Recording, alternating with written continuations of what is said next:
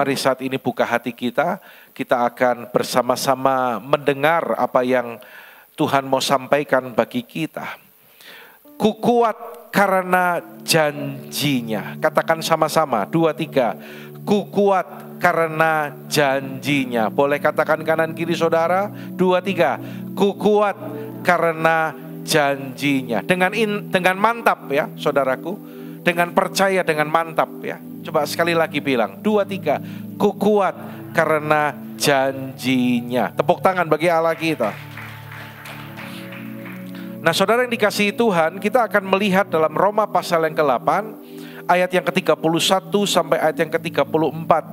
Kalau Bapak Ibu bisa melihat dengan jelas, ayo baca sama-sama ayat ini dengan keras, supaya telinga kita mendengar dan iman kita bangkit. 2, 3. Sebab itu apakah yang akan kita katakan tentang semuanya itu? Jika Allah di pihak kita, siapakah yang akan melawan kita? Lebih keras, Ia yang tidak menyayangkan anaknya sendiri, tetapi yang menyerahkannya bagi kita semua. Bagaimanakah mungkin Ia tidak mengaruniakan segala sesuatu kepada kita bersama-sama dengan Dia? Siapakah yang akan menggugat orang-orang pilihan Allah? Allah yang telah membenarkan mereka, siapakah yang akan menghukum mereka? Kristus yang telah mati, bahkan lebih lagi yang telah bangkit, yang juga duduk di sebelah kanan Allah, yang malah menjadi pembela bagi kita. Katakan amin saudaraku. Saudara, saya ingat saya punya pengalaman di waktu kecil dulu. Saya lupa umur berapa, kayaknya masih usia TK itu ya, atau SD kelas 1 atau 2 gitu. Nah suatu kali saya itu makan permen karet, tapi itu kelek saudara. Ngerti kelek? Ketelen ya. Nah anak kecil kalau makan permen karet ketelen itu dengar dari orang-orang kan, hati-hati loh. Kalau kamu makan permen karet ketelen, nanti ususmu itu lengket. Dan nanti akhirnya kamu mungkin bisa sesak nafas. Dan akhirnya nanti kamu bisa mati. Saudara, saya takut waktu itu. Ya, begitu permen karet itu ketelen, saya langsung masuk kamar. Saya nggak kemana-mana. Saya langsung tiduran setengah badan gini di ranjang sampai orang tua saya pulang. Dan ketika orang tua saya pulang, saya cerita, "Pah, Mah, tadi Andi nelen permen karet gitu ya." Dan orang tua saya tadi, dan orang-orang bilang kalau nelan permen karet katanya ususnya bisa lengket, bisa mati. Tapi orang tua saya berkata, "Enggak apa-apa, enggak usah takut. Enggak akan terjadi apa-apa." Saudara, saya lebih percaya mendengar apa yang orang tua saya katakan daripada yang orang lain katakan. Saudara, demikian juga dengan kehidupan kita. Dalam situasi apapun, ketahuilah janji Tuhan bagi kita, saudara. Ada janji yang Tuhan sediakan, ribuan janji Tuhan berikan, dan itu disediakan bagi kita. Pesan Tuhan pagi hari ini, percayai, peganglah janji Tuhan lebih dari apapun. Katakan amin saudaraku. Kita melihat janji Tuhan dalam kehidupan kita. Yang pertama adalah Dia ada di pihak kita. Ada lagunya kan, jika Allah di pihak kita, siapa dapat melawan? Kita lebih dari pemenang. Saudara, Dia Allah kita. Dan Dia memanggil Dia Bapa. Dia berkata, "Aku di pihakmu." Dia membela kita yang percaya, yang setia kepadanya, saudara. Kalau anak-anak masa kecil itu kan sering main juga bareng sama teman-temannya. Suatu kali ada anak lagi main layang-layang. Biasanya mereka berkelompok. Dan tiba-tiba datang anak-anak yang lebih besar dari dia, gangguin dia. Ya, bahasa sekarang itu membuli. Saudara, anak kecil ini mulai takut. Dia mulai takut dengan anak yang lebih besar. tetapi dia punya senjata yang ampuh, saudara. Apa senjatanya? Dia berteriak, "Papa, tolong, ada yang nakal." Itu langsung anak yang lebih besar itu kabur, saudara. Kalau sampai nanti papahnya beneran datang, repot ini. Saudara, dengar baik-baik. Pertolongan saudara bukan dari harta, bukan dari jabatan, bukan dari apapun yang kau miliki, tetapi penolong yang sejati adalah Tuhan kita. Katakan amin, saudaraku. Katakan kanan kiri, penolong sejati adalah Tuhan kita. Karena itu jangan andalkan apapun, jangan andalkan siapapun. Hari ini kita mau belajar untuk teguh di dalam Dia. Kita teguh karena janjinya, tidak mengandalkan diri kita sendiri, tapi mengandalkan Tuhan. Saudara, ada seorang misionaris, dia berasal dari Michigan, Amerika Serikat. Dan di satu gereja itu, lalu dia diutus ke pedalaman Afrika untuk memberitakan Injil. Saudara, karena ini diutus, jadi setiap bulan dia di pedalaman itu dia harus ke kota terdekat untuk ambil uang, ya, yang diberikan oleh gereja yang mengutus. Setiap bulan dia lakukan itu, ke kota terdekat, ambil uang, pulang lagi ke tempat pelayanan, ambil uang, pulang lagi ke tempat pelayanan. Dan rupanya aktivitasnya ini diamati oleh orang-orang jahat, saudara. Sampai suatu kali ketika dia pergi ke kota dan ambil uang, orang-orang jahat ini sudah menyatroni dan menghadang dia dan berniat untuk merampok hamba Tuhan ini. Hamba Tuhan ini kaget, tiba-tiba ada beberapa orang ada di hadapannya. Tetapi dalam hitungan detik, para perampok itu ketakutan dan lari tunggang langgang. Hamba Tuhan ini bingung, kenapa kok ada orang jahat yang mau ngerampok tiba-tiba kabur, ya. Nah, saudara, beberapa hari kemudian ada orang datang kepada hamba Tuhan ini. Ternyata dia adalah beberapa dari perampok yang rencananya merampok itu. Lalu mereka berkata, "Pak, saya minta maaf, saya minta ampun, Pak. Saya mengaku beberapa waktu yang lalu memang saya berniat merampok Bapak. Tetapi saya tidak jadi melakukan itu." Loh, apa yang terjadi, kata hamba Tuhan ini? Saat itu tiba-tiba saya melihat ada 6 orang yang gagah perkasa menyertai Bapak. Hamba Tuhan ini bingung kan? Loh, aku pergi sendirian, kok ada 6 orang yang menyertai? Nah, saudara, beberapa waktu kemudian hamba Tuhan ini datanglah ke Amerika dan di gereja yang mengutus dia bersaksi tentang peristiwa ini. Dia ceritakan bagaimana dia mau dirampok tetapi digagalkan, dan perampok itu berkata ada 6 orang yang menyertai. Ketika para pengurus gereja itu mendengarkan kesaksian itu, mereka teringat dan berkata, "Bukankah beberapa waktu yang lalu kita juga sedang berdoa di tempat ini? Ada 6 orang yang secara khusus berdoa, mendoakan hamba Tuhan ini, mendoakan penginjil ini, menopangnya dalam doa."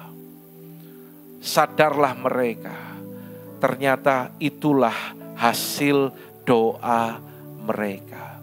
Sesuatu yang di luar nalar, tetapi itu terjadi. Saudara, itulah dahsyatnya kuasa doa, saudara. Mungkin Anda punya pergumulan, mungkin Anda ada ketakutan tentang seseorang, mungkin anak, mungkin keluarga, mungkin orang tua. Kita gak bisa jaga mereka. Tetapi dengar, ketika engkau menaikkan doa dengan segenap hatimu, ada kuasa yang dahsyat yang akan dinyatakan melalui doa-doa kita. Katakan amin, saudaraku. Jika Allah di pihak kita, siapa yang dapat melawan kita?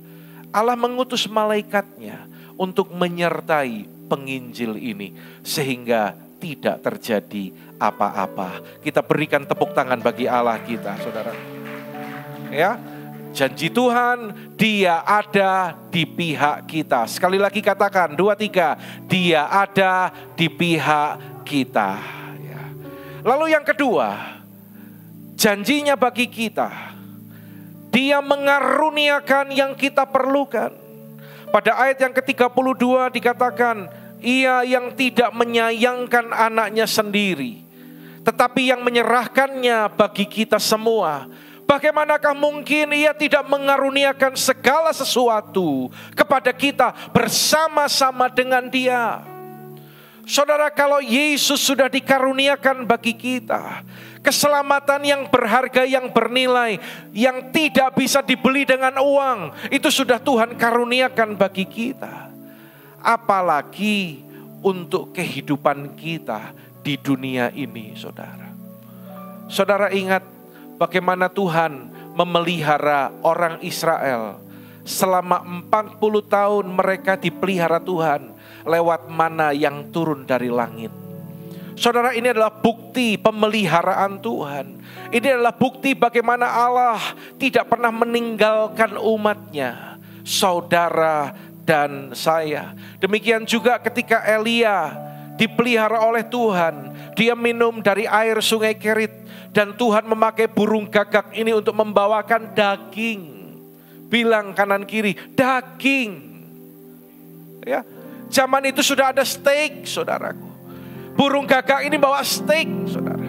Bayangkan, saudara, dipelihara Tuhan. Masih adakah dari saudara di tempat ini yang khawatir akan hidupmu? Masih adakah yang bimbang? Dengar, Dia memelihara kehidupan kita. Dan cerita bagaimana Elia pun dipertemukan Tuhan. Tuhan berkata, aku akan memelihara kehidupanmu melalui seorang janda.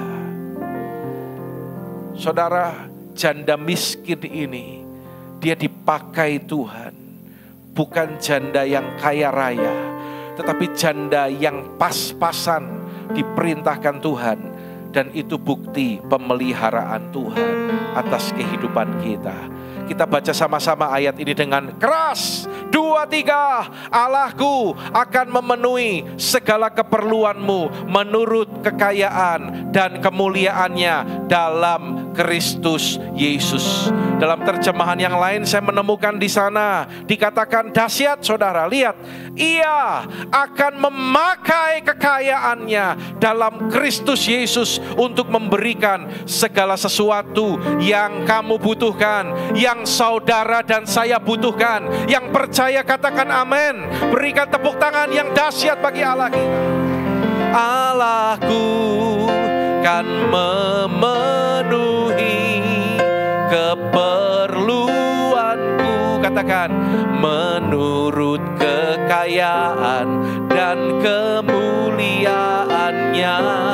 Allahku kan mencukupi kebutuhanku di dalam Yesus Tuhan.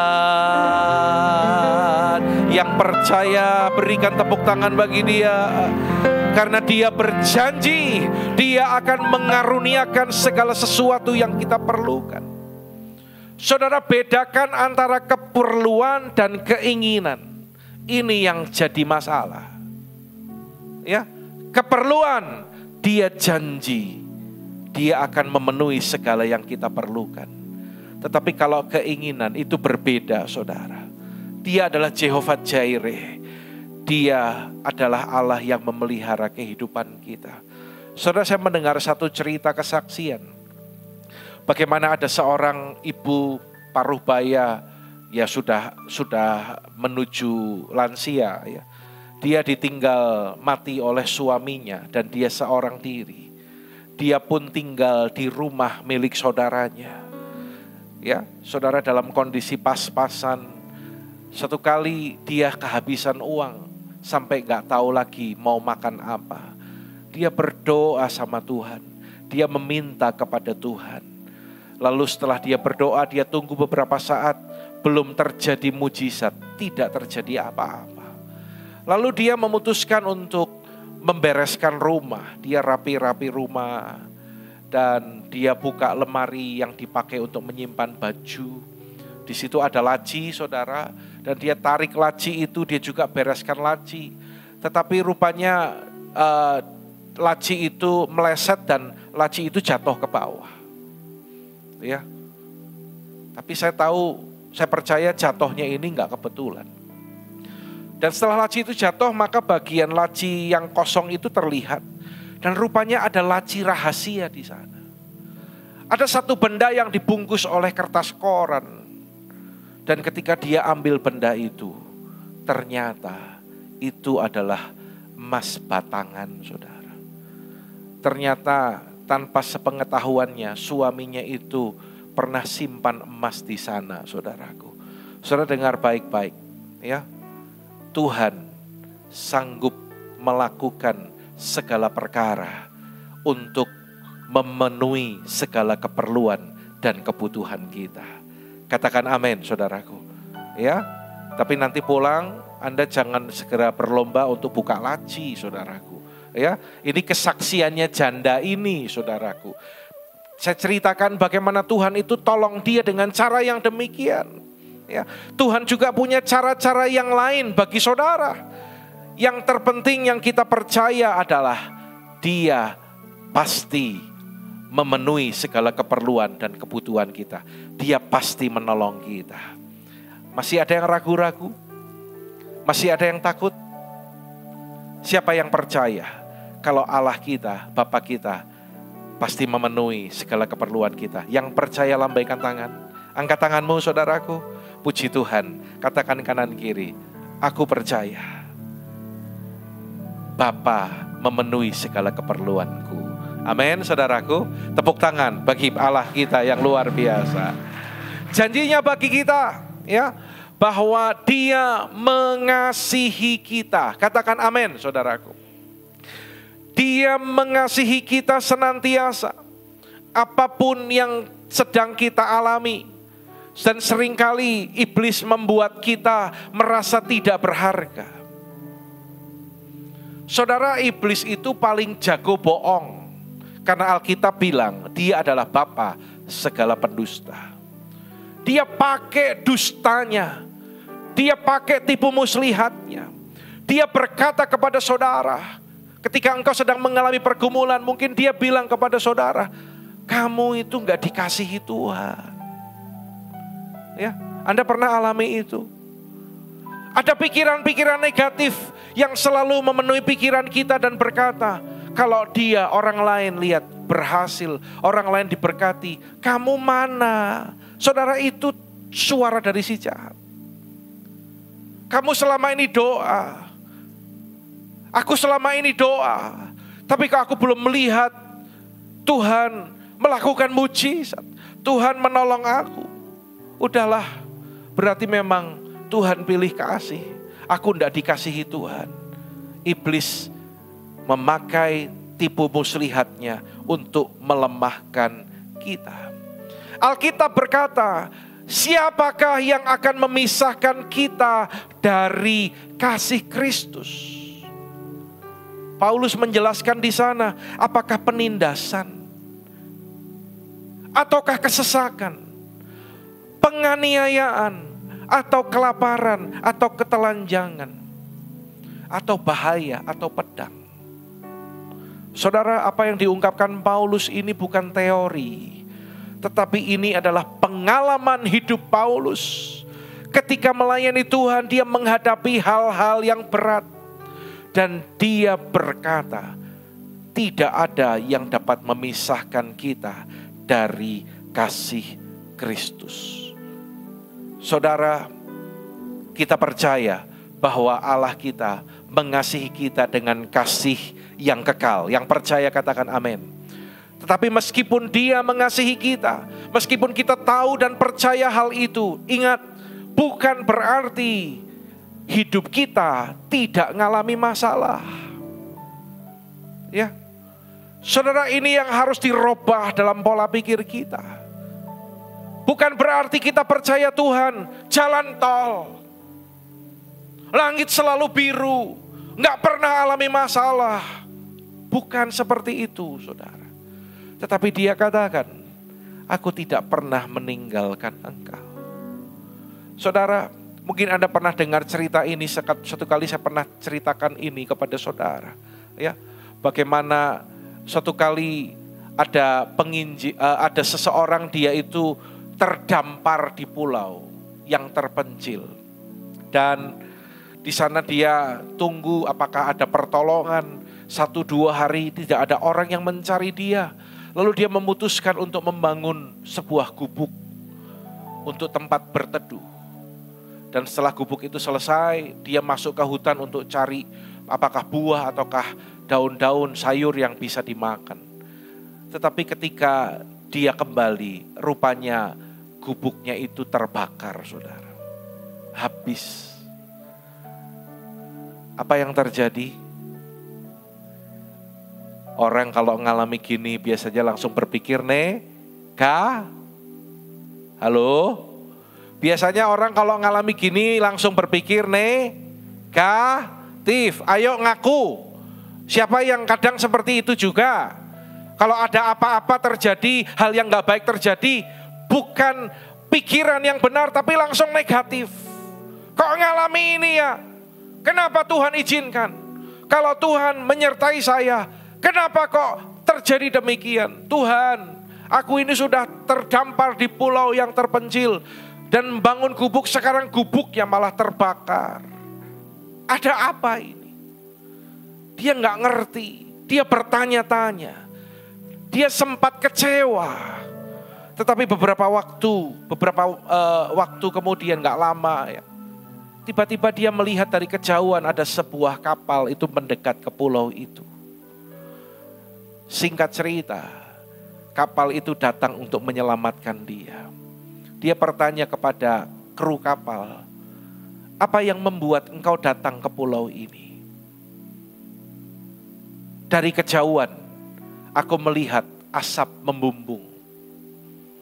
Aku melihat tanda asap yang kau buat. Perhatikan. Ternyata gara-gara gubuk yang terbakar itu, bagi kru kapal itu justru menjadi tanda asap. Ya, itu bisa menjadi tanda atau simbol bahwa SOS, keadaan darurat, ada orang yang membutuhkan pertolongan. Saudaraku, masalah musibah yang datang boleh terjadi dalam kehidupan kita, tapi hari ini kita belajar semuanya itu mendatangkan kebaikan bagi kita. Bisakah kita berkata demikian, saudaraku? Apa yang sedang kau alami hari-hari ini? Mari saat ini katakan dalam hatimu, sungguh-sungguh bilang gini, Tuhan, aku percaya yang sedang terjadi hari-hari ini, yang sedang aku alami, Engkau turut bekerja untuk mendatangkan kebaikan. Mari taruh tangan kanan kita di dada, saudara. Saya kasih waktu beberapa saat. Anda boleh merenungkan sejenak dan katakan kepada Tuhan, demikian. Apapun yang sedang aku alami hari-hari ini, aku tetap bersyukur Tuhan. Aku tetap bersyukur Tuhan. Ampuni kalau aku sempat bersungut-sungut, berpikiran negatif. Tapi pagi ini aku percaya Tuhan turut bekerja untuk mendatangkan kebaikan bagi hidupku. Katakan amin. Kita berikan tepuk tangan bagi Allah kita. Puji Tuhan, puji Tuhan. Amin, puji Tuhan. Saudara percaya itu? Amin. Beda enggak, saudara? Pasti beda. Kalau kita respon dengan benar, itu pasti beda. Saudara, Anda boleh benar, tetapi kalau responmu salah, ujung-ujungnya jadi salah. Tapi meskipun Anda salah, tapi responmu benar, ujung-ujungnya akan menjadi benar. Mulai hari ini, belajarlah untuk merespon dengan benar. Ya. Lalu yang keempat, apa janji Tuhan bagi kita? Baca dengan suara keras, 2, 3. Dia menjadikan kita lebih dari pemenang. Kalau pemenang, bacanya 3 kali lipat ini pasti kerasnya. Siap? Ready? Apa yang keempat? Janjinya bagi kita, 2, 3, Dia menjadikan kita lebih dari pemenang. Katakan amin. Tepuk tangan bagi Dia. Yang percaya tepuk tangan bagi Allah kita. Katakan aku lebih dari pemenang. Katakan kita lebih dari pemenang. Ya, hidup ini gak lepas dari tantangan. Ada godaan, ada masalah, ada tantangan, ada pergumulan.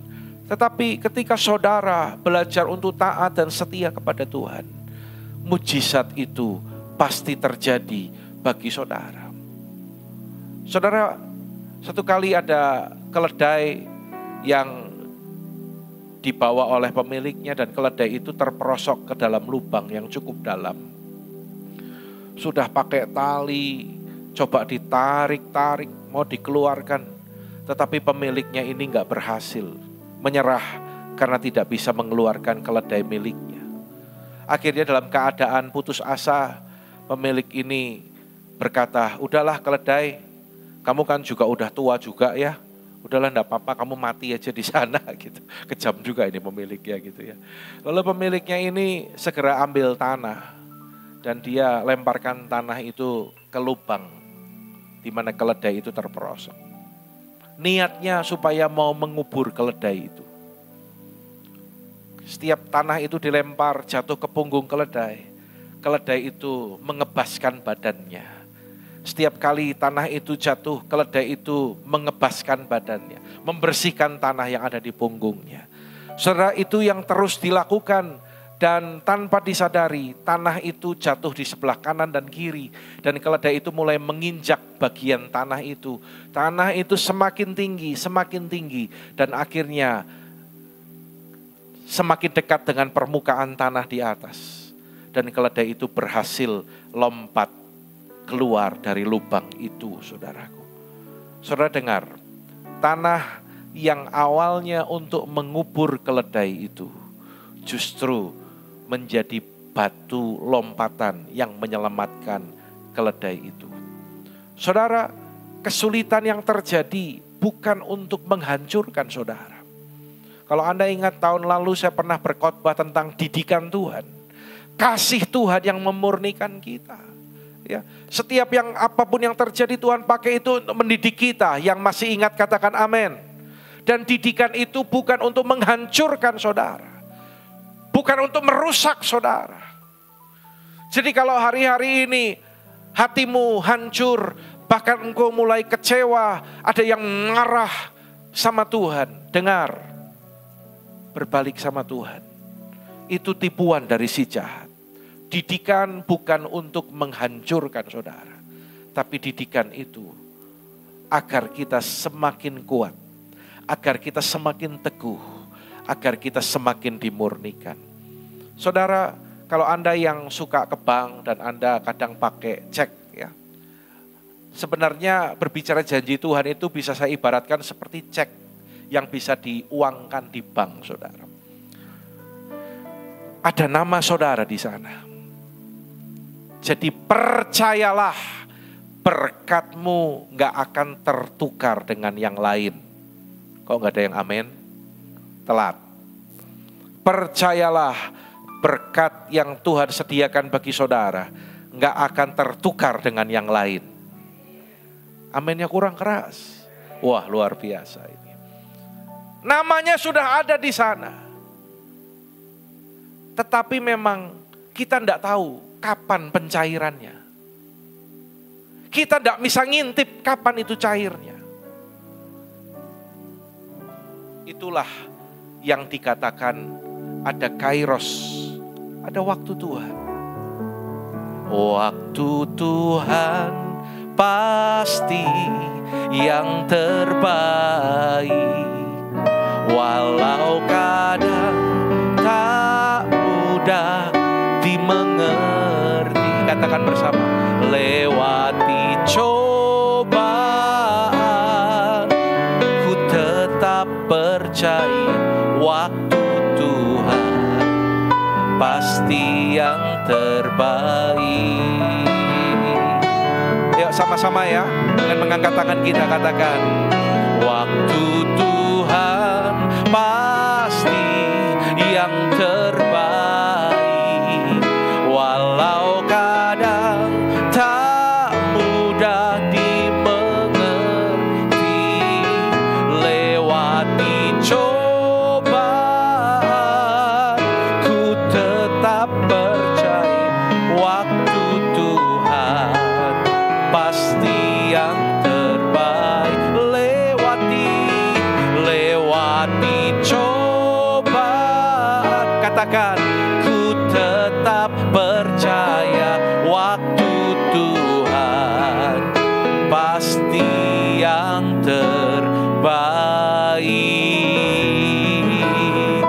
Jemaat yang percaya berikan tepuk tangan bagi Allah kita. Meski masalahmu belum selesai, pergumulanmu belum ada jalan keluar, ingat, cek itu sudah ada, namamu sudah tercatat. Tunggu waktunya Tuhan. Waktu Tuhan pastilah yang terbaik bagi kita. Saudara, kita harus sabar untuk menunggu waktunya Tuhan. Alkitab memberikan satu contoh melalui kehidupan Abraham, bagaimana dia sabar untuk menantikan waktunya Tuhan. Kita perlu belajar bahwa untuk menerima janji Tuhan perlu sikap yang benar. Katakan sikap yang benar, saudaraku. Ya, harus punya sikap yang benar agar kita bisa menerima janji Tuhan dalam kehidupan kita. Sebab sekalipun tidak ada dasar untuk berharap, namun Abraham berharap juga dan percaya bahwa ia akan menjadi bapa banyak bangsa. Menurut yang telah difirmankan, demikianlah banyaknya nanti keturunanmu. Imannya tidak menjadi lemah, walaupun ia mengetahui bahwa tubuhnya sudah sangat lemah, karena usianya telah kira-kira 100 tahun, dan bahwa rahim Sarah telah tertutup. Tetapi terhadap janji Allah, Abraham tidak bimbang karena ketidakpercayaan. Malah ia diperkuat dalam imannya dan ia memuliakan Allah. Saudara, dari hal ini kita bisa belajar bagaimana sikap yang benar ketika kita sedang menantikan janji Tuhan itu digenapi. Kalau sikapmu salah, janji itu tidak digenapi dalam kehidupan saudara. Saudara, sikap kita yang benar, ketaatan kita itu ibarat kunci, ya, yang akan membuka pintu bagi janji Allah itu digenapi. Di tangan saya ini ada remote, saudara, remote mobil. Jadi kalau mobil ini sudah nggak pakai kunci, tapi pakai remote, disebutnya keyless, ya. Jadi tanpa kunci. Bisa buka pakai remote, dipencet manual bisa. Atau saya kantongin pun, lalu kalau pulang saya mau buka pintu, saya tinggal dekat ke mobil, jarak setengah meter, saya pencet tombol di pintu, maka pintu itu juga bisa dibuka. Ya. Beberapa waktu yang lalu, waktu saya mau berangkat ke acara penghiburan, kondisi gerimis waktu itu, hari Senin, saya sudah buru-buru, waktunya mepet. Mobil saya parkir di tanah kosong dekat rumah saya. Saya pakai payung dan saya cepat jalan karena saya harus bawa mobil ke depan rumah. Lalu Bu Andi masuk. Sudah pakai payung, sudah gerimis, jalannya becek. Saya tuh pakai kaos kaki tapi masih pakai sandal jepit karena sepatunya ada di mobil. Jadi rada keceprot-ceprot, rada basah sedikit. Hati-hati, udah nyampe mobil. Aduh lega, akhirnya udah nyampe mobil gitu ya. Tak pencet-pencet. Kan tadi kalau ini dikantongin kan dipencet buka gitu. Tak pencet-pencet, loh kok enggak buka? Waduh, remote-nya ketinggalan di rumah, saudara. Anda ngerti maksud saya? Kadang dalam situasi yang nggak nyaman, yang udah, aduh leganya udah nyampe gitu kan, mau buka pintu nggak mau buka, ganjel gitu loh saudara. Pengennya males kan, males untuk kembali ngambil remote, tetapi bisa enggak saya paksakan membuka pintu, meskipun malas, meskipun berat, meskipun nanti harus ngulangi lagi, pakai payung lagi, hujan-hujan lagi, ngambil, balik lagi ke mobil. Malas, kadang-kadang berat, kadang-kadang kita itu merasa, aduh gak mampu, gak kuat. Tetapi mau gak mau harus dilakukan. Saya tetap harus ambil ini. Ya, harus tetap ambil ini.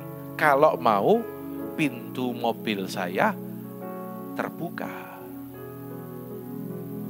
Saudara, dari hal ini saya dapatkan pengertian tentang janji ini. Bagaimana untuk meraih janji Tuhan, ada kunci yang harus kita pegang. Dan kunci itu untuk membuka pintu bagi janjinya bagi kita. Kalau saya nggak mau ambil remote, pintunya mobil nggak mau terbuka. Coba misalnya gini, pokoknya aku males ngambil remote. Saya tetap tunggu di samping mobil. Bisa buka nggak? Apapun yang terjadi, aku nggak mau doa lagi. Aku nggak mau mendekat kepada Tuhan. Apapun yang terjadi, aku nggak mau ibadah-ibadahan lagi. Apalagi pelayanan-pelayanan lagi. Orang kalau lagi kecewa, lagi beban berat kan kadang bisa keluarnya seperti itu kan. Kalau saya tetap bilang aku nggak mau, pokoknya aku mau tetap di sini. Ku ingin tetap di sini. Bisa enggak pintunya terbuka? Enggak bisa. Ada langkah yang harus kita lakukan. Anda harus melangkah. Anda harus lakukan. Punya sikap yang benar. Anda harus cari kunci itu. Ya, pegang kunci itu. Baru pintu bisa terbuka. Saya ulangi lagi ke rumah, ambil remote. Kaos kakinya tambah basah. Sekali lagi dari rumah ke tempat mobil. Jalan lagi, hujannya makin deras. Tambah basah. Akhirnya tak lap-lap pakai tisu kayak gitu. Dan begitu sudah sampai mobil dan sudah pegang remote, betapa leganya hatiku. Karena begitu tak pencet, cek, langsung pintunya buka, saudara. Kalau hari ini Anda sedang menunggu pintu terbuka bagi masalahmu, belum terbuka, cek, sudah pegang remote belum? Sudah setia belum? Sudah taat sama Tuhan belum? Kadang orang mau berkatnya, orang mau jawaban doanya, tapi untuk setianya enggak mau, untuk taatnya enggak mau. Saudara, saya mau ingatkan kepada saudara, orang-orang yang luar biasa yang hadir di tempat ini. Kalau Anda sedang punya masalah, jangan menjauh dari Tuhan. Orang yang mundur, Alkitab jelas berkata, Tuhan itu bilang gini, orangku yang benar akan hidup oleh iman. Dan apabila ia mengundurkan diri, aku tidak berkenan kepadanya. Mengundurkan diri di sini itu bukan berarti langsung meninggalkan Yesus, langsung pindah ke keyakinan lain. Tidak selalu seperti itu. Mengundurkan diri itu gini loh, kalau tadi Anda ada di level 8, lalu karena sesuatu terjadi, Anda sekarang levelnya melorot jadi 7, 6, bahkan 5, itu namanya mundur.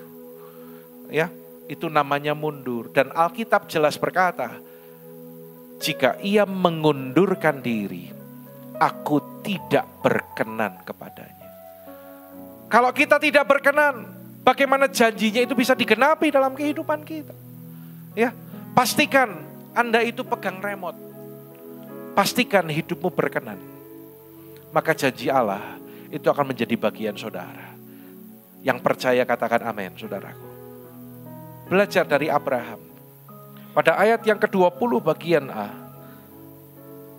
Terhadap janji Allah, Abraham tidak bimbang. Saudara, buang kebimbangan itu. Abraham, dia tidak bimbang. Meskipun dia itu sudah tua. Ya, secara usia, sesungguhnya dia itu sudah tidak mungkin punya anak. Sudah lemah dikatakan. Kitab Yakobus pun mengajarkan kita. Jangan bimbang. Orang yang bimbang itu sama seperti gelombang laut. Diombang-ambingkan kian kemari. Mau lakukan A, bimbang. Mau nyoba yang B, bimbang. Mau tetap diam, bimbang. Mau melangkah, bimbang. Saudara, buang segala kebimbangan itu. Kalau Anda mau menerima janji Tuhan, buang segala kebimbangan itu. Ya, satu kali Petrus dia di perahu dan Yesus ada di atas air. Dan Yesus berkata, datanglah kemari. Ketika Petrus matanya tertuju kepada Tuhan Yesus, dia bisa berjalan di atas air. Alkitab mencatat gini, ketika dirasanya tiupan angin dan dia melihat gelombang, mulai dirasa-rasa ada angin, dia mulai bimbang. dan dia mulai tenggelam. Buang kebimbangan itu, saudara. Sekitar 10 tahun yang lalu, saya pernah melayani ke daerah pedalaman Kalimantan Barat. Namanya daerah Nek Sawa. Jadi pakai pesawat ke Pontianak, dari Pontianak bandara 2 jam ke tepian Sungai Kapuas. Dari situ naik perahu, bayangan saya perahunya besar, ternyata perahunya kecil, saudara. 2,5 jam menyusuri Sungai Kapuas. Sungainya gede, perahunya kecil, saudara. Penumpangnya banyak lagi, bawa barang lagi. Deg-degan juga, saudaraku. Karena kalau dari arah berlawanan ada motorboat yang datang, itu kan gelombangnya itu kan ses gitu kan. Perahu kita itu gini, jendul. Ada motorboat lagi, ceklan-ceklan, jendul gitu lagi. Akhirnya sampai di halte ojek dan kita pakai ojek. Satu orang dibonceng satu tukang ojek sekaligus membawa bagasi, trolinya itu. Itu sudah menjelang maghrib, jadi udah mulai gelap. Kaget, ternyata lewat daerah-daerah yang belum diaspal dan jalan itu dikasih papan. Papan itu kan paling lebarnya 15 cm lah, atau paling banyak itu 20 cm. Dan motor itu, ban motor itu harus melewati papan itu dengan hati-hati. Tukang ojeknya bilang gini, tenang ya Pak, tenang. Pegangan, apa sih Mas? Ini lewat, oh tenang ya, tenang. Pas pulangnya, kondisi terang, kondisi siang. Lewat tempat itu, tempat yang sama. Saya baru nyadar, saudara. Ternyata nggak nyampe 1 meter dari papan itu. Sini jurang, sini jurang. Langsung, ternyata jurang. Tapi kenapa? Waktu lewat kondisi gelap, saya tidak khawatir, saya tidak takut. Kenapa saudara? Karena enggak lihat. Ya, kadang-kadang kita harus belajar untuk tidak melihat ya keadaan kita, tapi kita hanya melihat kepada janji Tuhan. Seorang hamba Tuhan yang dipakai untuk pelayanan mujizat bernama T.L. Osborne, ya. Tommy Lee Osborne. Dia lahir 49, meninggal 2013 yang lalu. Dia selalu berkata kepada orang-orang yang akan didoakan, kalau engkau sakit dan engkau mau sembuh, kamu harus tahu ada 3 hal. Ya, ada 3 perkataan. Yang pertama, perkataan apa yang dikatakan oleh penyakit itu. Kamu menjadi demam, kamu menjadi lemah, kamu menjadi sakit, kamu jadi gak bisa aktif lagi, tubuhmu sudah gak bisa keluar malam. Ya, itu kata penyakit. Yang kedua, apa kata firman Tuhan? Yang ketiga, apa kata saudara? Lah Anda mau pilih yang mana? Mau dengar kata penyakit? Jelas, banyak orang lebih dengerin kata penyakit daripada dengerin firman. Atau dengar kata saudara sendiri. Udahlah, memang aku sudah lemah. Jangan kunci dengan kata-kata itu, saudara. Ya, ayo buang kebimbangan itu. Buang kebimbangan itu. Belajar untuk melihat firman, melihat kepada janji Tuhan. Abraham menguatkan imannya. Ia diperkuat dalam imannya dan ia memuliakan Allah. Saudara, Alkitab berkata iman timbul dari pendengaran dan pendengaran akan firman Kristus. Ya, perkuat imanmu. Perkuat imanmu. Tadi kan lihat, coba ke depan sebentar. Anda tetap perhatikan saya, amin. Jangan ada yang mengaminkan tanpa diminta ya saudara. Amin. Amin. Gitu ya. Coba cek kanan kiri, amin. Saudara, kalau kita lihat kepada situasi, kita menjadi lemah. Sama seperti Petrus. Tapi kalau kita lihat kepada Tuhan, kita menjadi kuat. Kathryn Kuhlman pernah berkata ketika seseorang anak muda bertanya, iman itu apa sih? Baca ya, semua baca ya. 2, 3. Iman adalah ketika kamu berhenti mempercayai apa yang kamu lihat dan mulai melihat apa yang kamu percayai. Sampai di sini Anda nangkap nggak, saudara? Ya, berhenti mempercayai apa yang kamu lihat. Kenyataannya Tuhan, keluargaku seperti ini. Kenyataannya Tuhan, istriku seperti ini, suamiku seperti ini. Semalam saya ditelepon oleh seorang yang sedang mengalami masalah dalam keluarganya.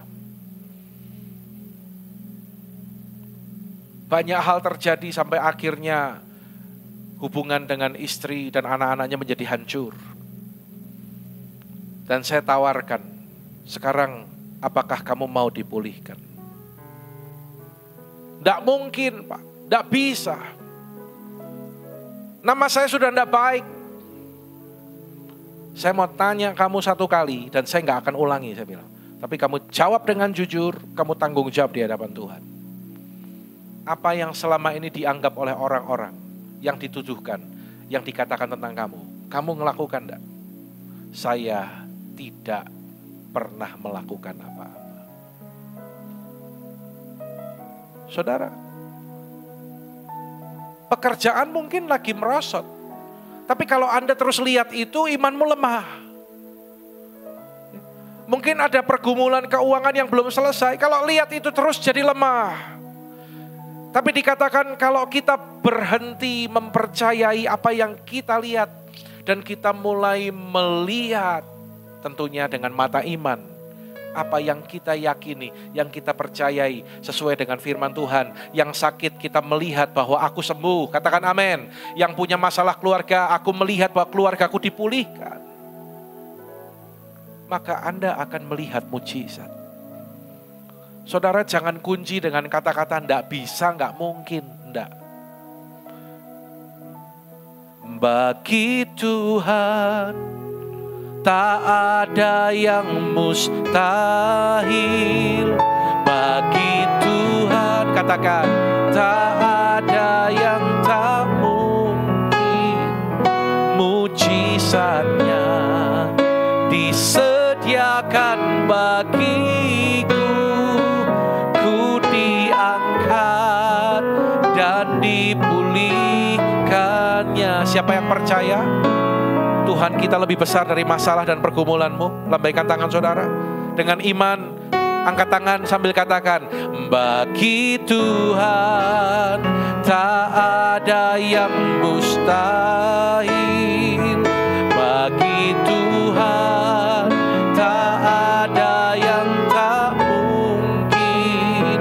Mujizatnya disediakan bagi, katakan dengan iman, ku diangkat dan dipulihkannya. Katakan amin. Katakan aku percaya Tuhan. Mulai sekarang jangan mempercayai apa yang kita lihat, tapi kita mulai belajar untuk melihat apa yang kita percayai, yaitu janjinya dalam kehidupan kita. Sama seperti perempuan yang pernah sakit pendarahan selama 12 tahun. Di tengah kerumunan dia cari Yesus. Dan ketika dia berkata dalam hatinya, asal ku jamah saja jubahnya, maka aku akan sembuh. Saudara, dia melihat apa yang dia percaya, bahwa ketika Yesus menjamah, dia sembuh. Maka berhentilah pendarahannya dan dia alami mujizat. Tuhan kita luar biasa. Tepuk tangan bagi Allah kita. Sikap yang benar untuk menantikan janji Allah adalah ketika kita membuang kebimbangan, menguatkan iman kita, dan kita memuliakan Tuhan. Apa doamu sudah dijawab? Mungkin ada yang tanya gitu sama saudara. Belum kan? Jangan lemah. Jangan lemah. Saudara, ingat cerita ketika Paulus dan Silas di penjara. dalam keadaan tangan terbelenggu dia ada dalam penjara. Jam 3 pagi mereka memuji dan menyembah Allah. Mereka memuji dan memuliakan Allah. Masih terbelenggu, masih dalam penjara, tetapi mereka memuji dan memuliakan Allah. Apa yang terjadi? Gempa terjadi. Sama ketika Jumat kita berdoa memuji dan menyembah Allah di sini. Jam 8, gempa terjadi, Saudara. Saya kirain itu kita berdoa, Tuhan melawat, goyanglah tempat mereka berdoa. Ternyata setelah membaca berita, gempanya dari Bantul, saudaraku. Tapi semua baik-baik ya. Halo? Semua baik-baik ya. Puji Tuhan. Saya berharap rumah gak ada yang masalah apa-apa. Semua baik-baik ya. Saya juga baik-baik, puji Tuhan, rumah baik-baik. Semua, ikan, burung, kelinci, semua baik-baik. Terkendali, saudaraku ya. Komplit teman peliharaannya Pak Gembala. Ini mau tambah lagi, saya mau pelihara harimau, saudaraku ya. Mau buka mini zoo, buka kebun binatang ya, saudaraku ya. Ya, kalau di rumah habis tahannya, di belakang masih luas. Katakan amin. Mumpung gak ada yang punya tempat. Tapi nanti yang dengerin YouTube yang punya tempat ya. Ya saudara, mari belajar. Jangan bersungut-sungut. Jangan bersungut-sungut. Bersyukur, memuji Tuhan di tengah tantangan. Mazmur 37 ayat yang keempat berkata, bergembiralah karena Tuhan, maka Ia akan memberikan kepadamu apa yang diinginkan hatimu. Katakan amin. Gembira dulu. Jangan tunggu mujizat dulu. Bersyukur dulu. Memuji Tuhan dulu. Memuliakan Tuhan dulu. Maka Tuhan akan memberikan kepadamu apa yang diinginkan hatimu. Kalau dapat mujizat dulu, dapat kangtau dulu, sesuatu yang baik dulu baru kita bersyukur. Orang dunia bisa lakukan itu. Tapi kita, Tuhan ajar bersyukur dulu, bergembira dulu, memuliakan Tuhan dulu. Saudara pernah lihat saya murung? Sedih, mukanya merengut. Bukan berarti saya nggak punya masalah. Mungkin beban yang saya alami lebih berat dari saudara. Tapi kami memutuskan untuk bergembira di dalam Tuhan. Karena Tuhan akan memberikan apa yang kita inginkan dalam hati kita. Puji Tuhan. Amin untuk firman Tuhan.